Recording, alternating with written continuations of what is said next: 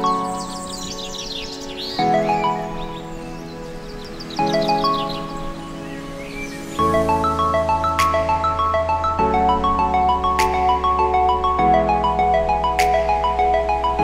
स्वामी समर्थ सर्वांना नमस्कार। तर आज आहे अंगारकी संकष्टी चतुर्थी, मंगळवार आल्यामुळे अंगारका योग जुळून आलेला आहे। आणि अंगारकी संकष्टी असू दे किंवा संकष्टी असू दे, माझी रांगोळी फिक्स असते, ती म्हणजे लाल जास्वंदीच्या फुलांची।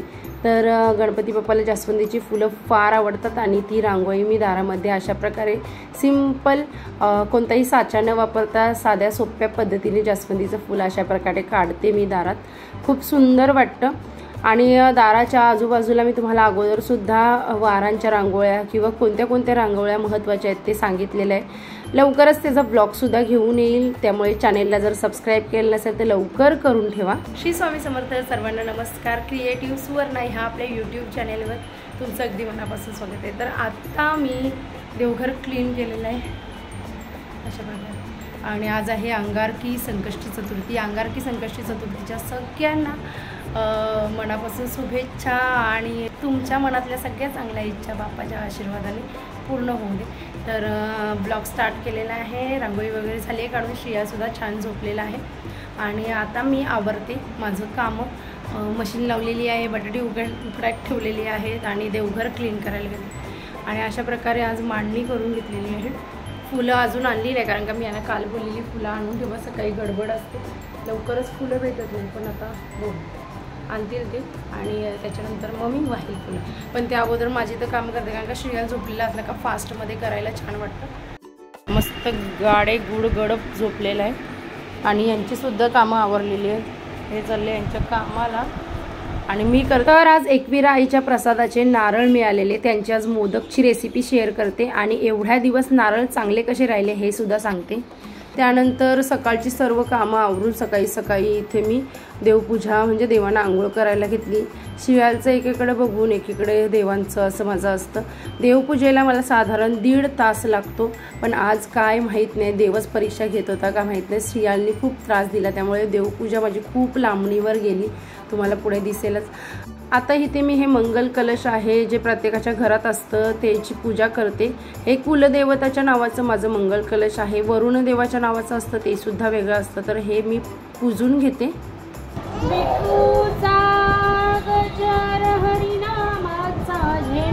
तिकडे बघ कोण आहे, बोल टाळ्या वाजव। विठूचा गजर हरिनामाचा झेंडा रोविला, वाळवंटी चंद्रभागेच्या तीरी डाव मांडला, ह्या विठूचा।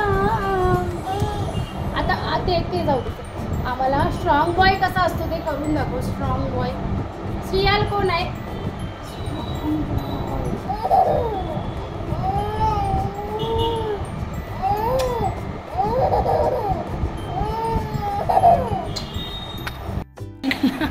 श्रियाला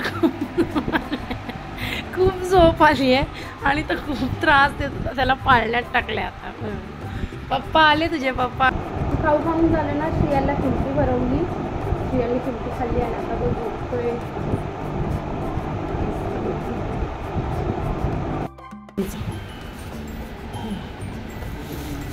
दुर्वा तुला माझ्या वेण्या देवीच्या नंतर वाहते। आता थोड्या वेळात पहिले हार बनवते एक मस्तपैकी, ही फुलं आणले, हार बनवून घेते आणि नंतर लावते जास्वंदी।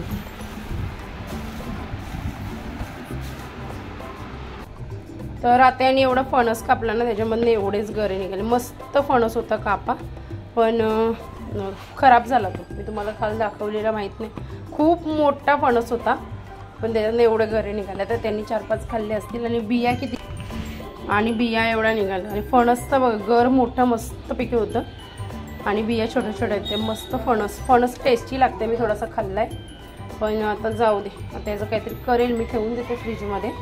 बरका असला का मस्त काय काय बनवते, आता वडे बनवते मी, कारण का बनवते, मला आवडतात वडे। ओ वडे बनवू ना, हा का असाच संपवणार? बघेल वडे बनवून, गोड नाहीये आणि चिकट पण नाहीये, बरं कापा आहे, चिकट आणि गोड गोड असला ना का वडे बनवायला मस्त असं त्याच्यामध्ये साखर घालायची पण गरज लागत नाही. श्रियाला उठला वाटतं त्यांना.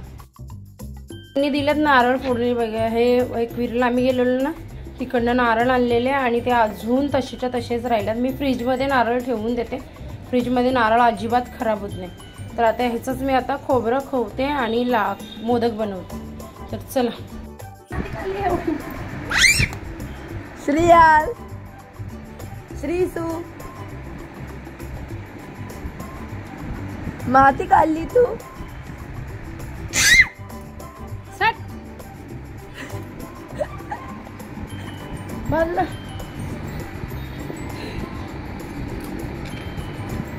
बघा. आ आ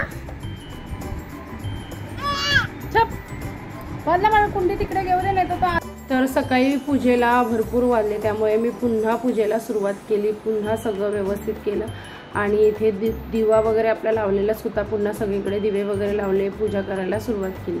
तर संध्याकाळ नव्हती झाली पण अगोदरच मी तयारी केली कारण का मला सगळी कामं करायची होती. आता इथे हे माझं नवनाथांचं फोटो आहे. आम्ही नवनाथाची सेवा आहे ती श्रावण महिन्यामध्ये पारायण करतो. आपली दिंडोरी प्रणीत जी नवनाथांची पोथी आहे तिचं पारायण आम्ही करतो. त्यानंतर सर्व देवांना हळद कुंकू वगैरे वाहिल्यानंतर मी इथे स्वामींच्या गळ्यात छान असा चंदनाचा हार काढते. हे मला फार आवडतं स्वामींच्या गळ्यात वेगवेगळ्या प्रकारचे चंदनाचे हार काढायला. तर आज अशा प्रकारे काढलेला आहे, घाई गडबडीमध्ये पण खूप सुंदर दिसते. आणि महाराजांचा हार अशा प्रकारे इथे कुंकू लावलेला आहे. कोणतरी मला कमेंट केलेली कारण गळ्याला मोठाच कुंकू लागलेला आहे. तर कंठाला सुद्धा कुंकू लावायचं. तर कंठाला कुंकू आपण आपली वाणी म्हणजेच आपली सरस्वती माता आपल्या कंठामध्ये वास करते आणि तिला सुद्धा म्हणजे सरस्वती मातेला आपण हे कुंकू लावत असतो किंवा त्या रिलेटेड. आता पूर्ण स्टोरी काय मला एवढं माहीत नाही पण मला जे माहिती आहे त्या सांगते. तर ही मला सवय नाहीच आहे, ही यांना सवय आहे, यांच्या कंठाला नेहमी कुंकू असतं. पण ओके, मला कोणतरी कमेंट केलेली का ताई तू कंठाला सुद्धा कुंकू लावत जा. तर लावलेला आहे.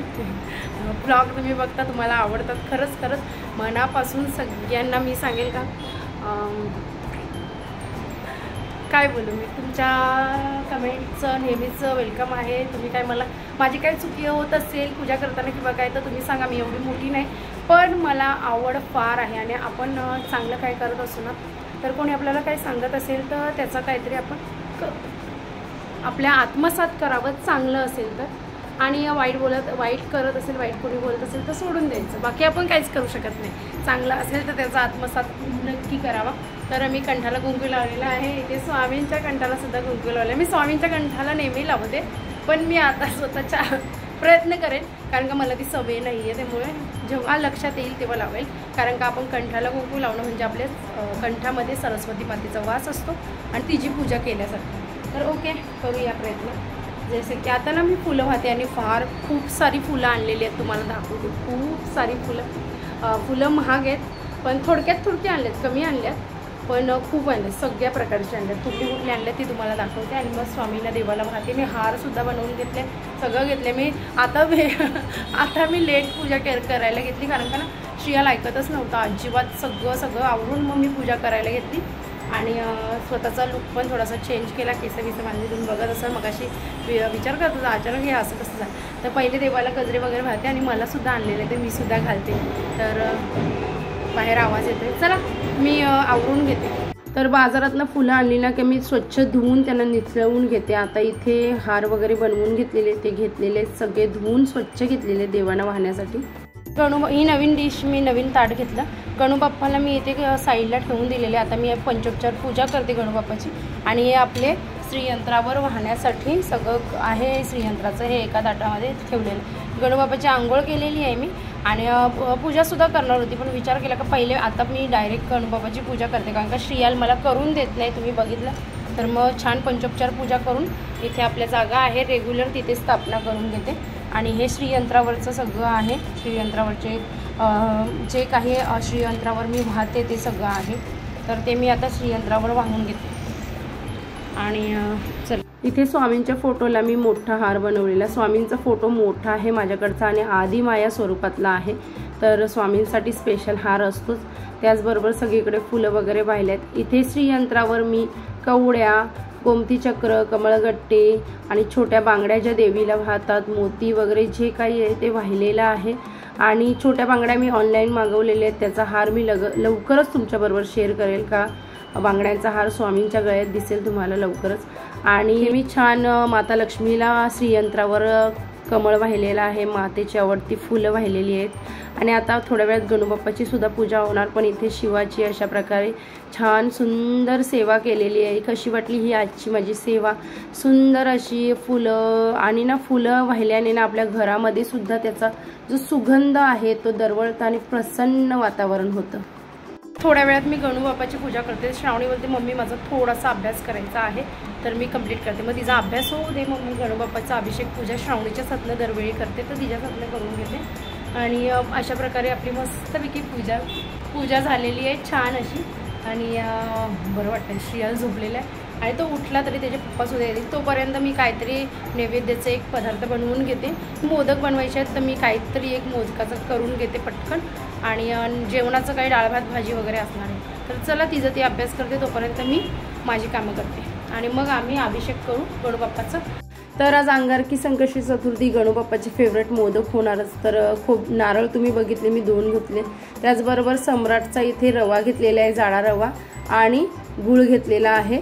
तर आता साहित्याचं प्रमाण मी पुढे तुम्हाला सांगतेच किती प्रमाणात घेतले, पण त्या अगोदर इथे माझी जेवणाची सुद्धा तयारी चाललेली। भात घातलेला, मध्ये काळे वाटाणे उकडून घेतलेले आहेत आणि एका कुकरमध्ये मी डाळ उकळायला ठेवलेली। आता जो आपण खोबऱ्याच्या वरचं कवर काढलं नाही त्याचं तोच खोबरा मिक्सरला वाटून घेतले। मी खोवत बसली नाही, त्याला वेळ गेला असता म्हणून मिक्सरला मी पटकन वाटून घेतलं। आणि त्यामध्ये साधारण अर्धा किलो गुळामधनं मी 350 ग्रॅम म्हणजेच 300 ग्रॅमच्या आसपास गूळ घातलेला आहे। तुम्ही तुमच्या आवडीप्रमाणे कमी जास्त गूळ करू शकता, गोड किंवा कमी गोड हे आपल्या हातात असतं। बारीक गॅसवर त्याला शिजायला ठेवलेलं आहे। छान मिक्स करून हळूहळू मेल्ट गूळ होऊन छान अशा प्रकारे चूर्ण तयार होते। आणि बारीक गॅसवरच करा, फास्ट गॅसवर असेल तर करपू शकता आणि मग मोदकांना करपट चव येते। आता माझ्याकडे वेलची आणि जायफळ पावडर नव्हती, तर मी अशा प्रकारे वेलची जायफळ असते घरात आपल्या कुटून घेतलेली आणि त्याची पावडर करून ती घातलेली आहे। आपल्याला पूर्ण अशा प्रकारे मिक्स करून ती चूर्ण शिजवून घ्यायची असते, कारण का नारळाचा आणि गुळाचा असा पाणी तयार होतं आणि थोडंसं ते ओलसर होते, तर ती ड्राय करून घ्यायची। खूप ड्राय नाही, पण छान शिजेपर्यंत ड्राय करून घ्यायची। अशा प्रकारे आपली चून तयार झालेली आहे। साईडला जेवण सुद्धा होतंय माझं। आणि इथे रवा आपण घेतलेला आहे सम्राटचा, पण तरी सुद्धा मी चेक करते त्याच्यामध्ये कधी काय असलं नसलं। पॅकेटचा रवा असतं त्याच्यामध्ये काहीच नसतं, पण आपलं काम आहे चेक करणं। चूण इथे तयार झालेली ती साईडला काढून घेतलेली आहे। पाणी आता उकळत ठेवते। इथे मी रवा घेतलेला आहे 350 ग्रॅम, म्हणजेच अर्धा किलोच्या पॅकेटमधनं थोडंसं, आणि त्यासाठी पाणी मी 1.25 ग्लास घेतले, त्याच्यामध्ये मीठ घातले आणि फक्त मीठच घालते। तूप तेल वगैरे मी त्याच्यात काय घालत नाही, कारण का त्याचं मोहन बसतो आणि मोहन जर पिठाला बसला तर आपलं जे पीठ असतं ते फसफसतं, त्यामुळे ते मी काही घालत नाही। आता चाळण घेतली आहे साईडला, त्याला तूप लावून घेतले, त्याच्या खाली टोप आहे त्याच्यात पाणी ठेवलं। ही नंतरची तयारी अगोदरच करून घेतली।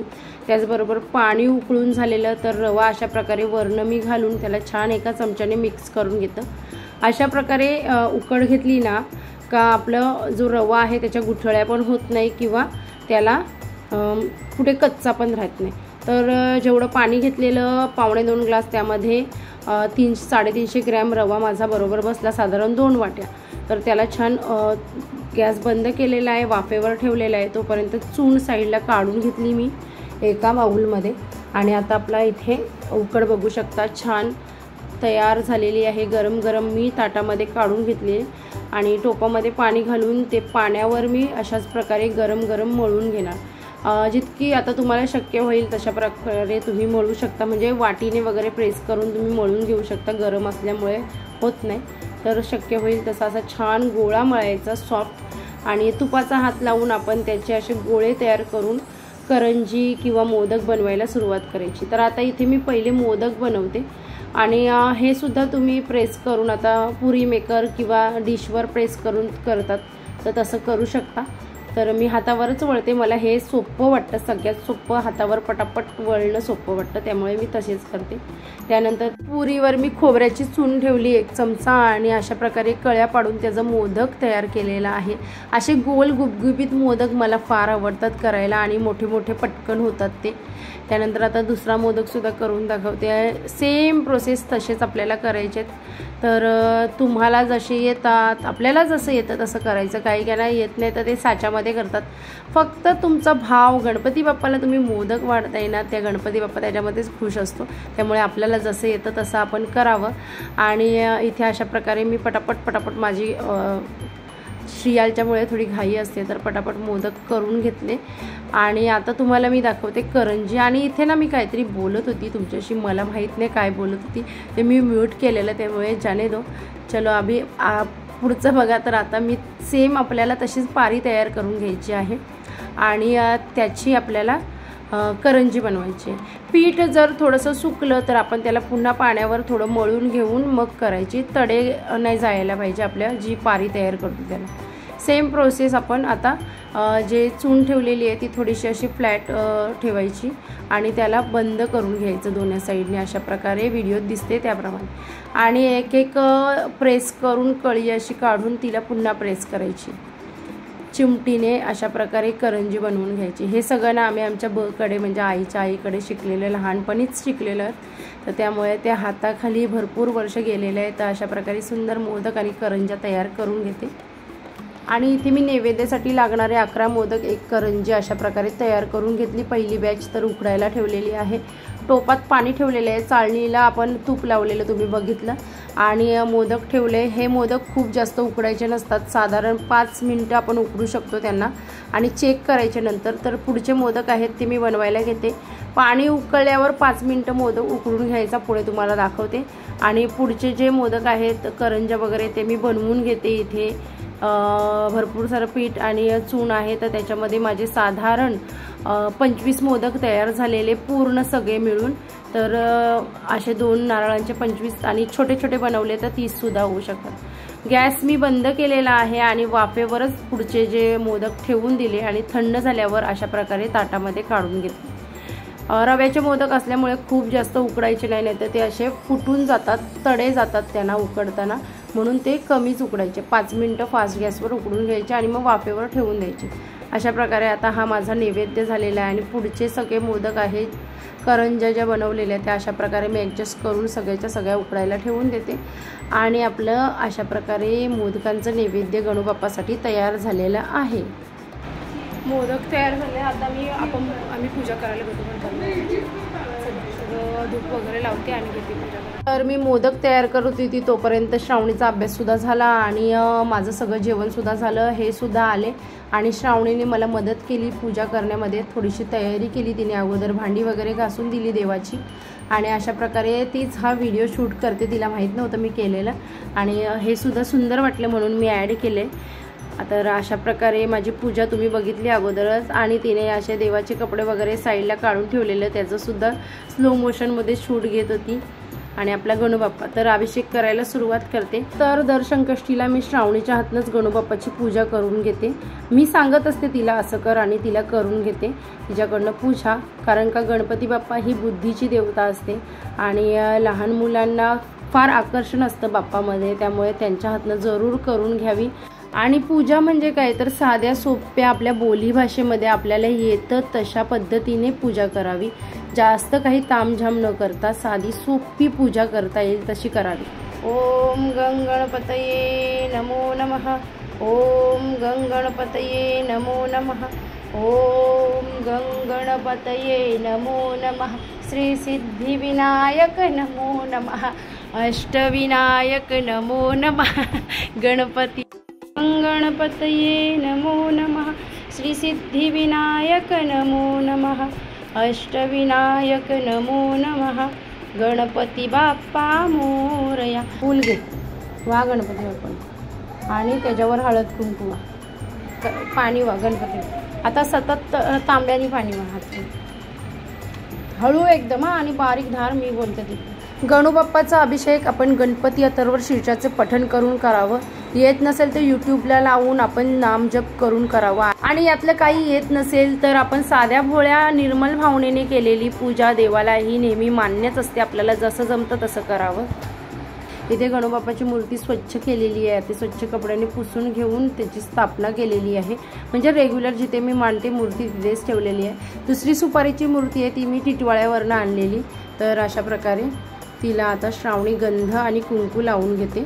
आणि गणोबाप्पाच्या 2 बायका आहेत, ह्या सगळ्यांनाच माहीत आहेत, रिद्धी देवी आणि सिद्धी देवी। तर गणपतीचा अभिषेक पूजा करताना त्यांचं सुद्धा नाव घ्यायचं। आता गणपतीच्या 2 बायका आहेत, त्या दोघींना अशा प्रकारे हळदी कुंकू व्हायचं साईडला आणि अक्षदा व्हायच्या। रिद्धी सिद्धी सहित श्रीमन महागणाधिपती नमः।